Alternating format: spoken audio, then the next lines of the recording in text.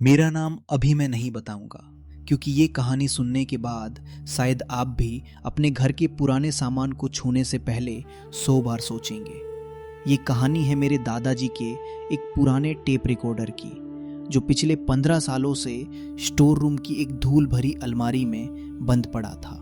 मेरे दादाजी का देहांत जब मैं 8 साल का था तब हो गया था।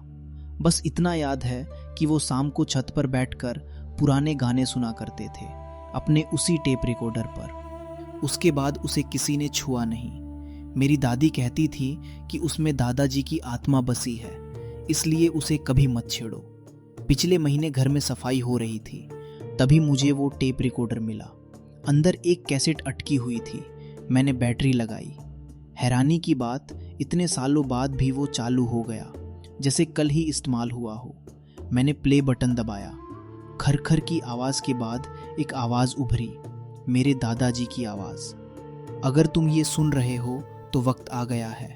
घर के पीछे वाले पुराने कुएं को मत खोलना, जो नीचे है उसे वहीं रहने दो। मैंने सोचा शायद ये पुरानी रिकॉर्डिंग है, ज़्यादा ध्यान नहीं दिया।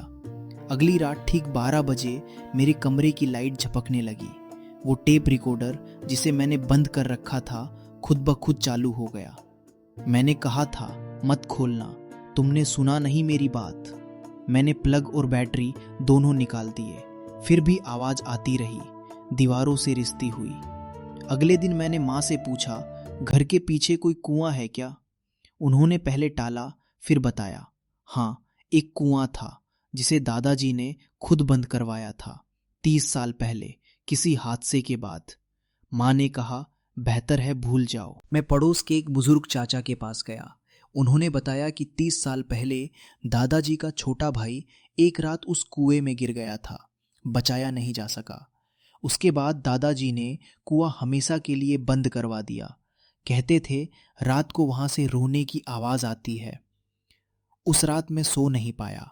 मत खोलना बार बार कानों में गूंजता रहा, लेकिन जिज्ञासा डर से भारी पड़ने लगी।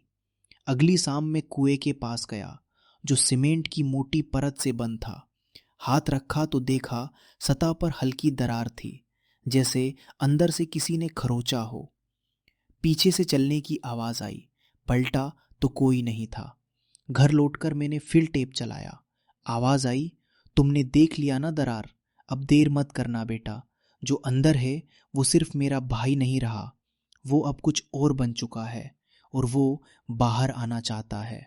मैंने पूछा, आप कौन हैं? अगर दादाजी हैं तो अभी बोल क्यों रहे हैं? आप तो नहीं रहे। कमरे में सन्नाटा छाया। फिर टेप में एक हल्की हंसी गूंजी, ऐसी हंसी जो मेरे दादाजी की बिल्कुल नहीं थी। तभी एहसास हुआ, शायद ये आवाज शुरू से दादाजी की थी ही नहीं। कोई और उनकी नकल करके मुझे उस कुएं तक खींच रहा था, ताकि मैं उसे खोल दूं। उस रात सपना आया, मैं कुएं के अंदर खड़ा हूं।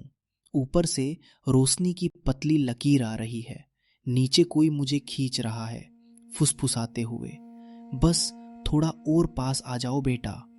मैं चीखते हुए उठा, पसीने से लथपथ। सामने टेप रिकॉर्डर खुद चल रहा था, बिना बैटरी, बिना प्लग। इस बार आवाज मेरी अपनी थी। अगले दिन मैंने कैसेट जलाने की कोशिश की, लेकिन जैसे ही आग के पास लाया, टेप खुद खींचकर बाहर आ गई। मैंने उसे डिब्बे में बंद करके सबसे ऊंचे ताखे पर रख दिया, इस उम्मीद में कि अब सब शांत हो जाएगा।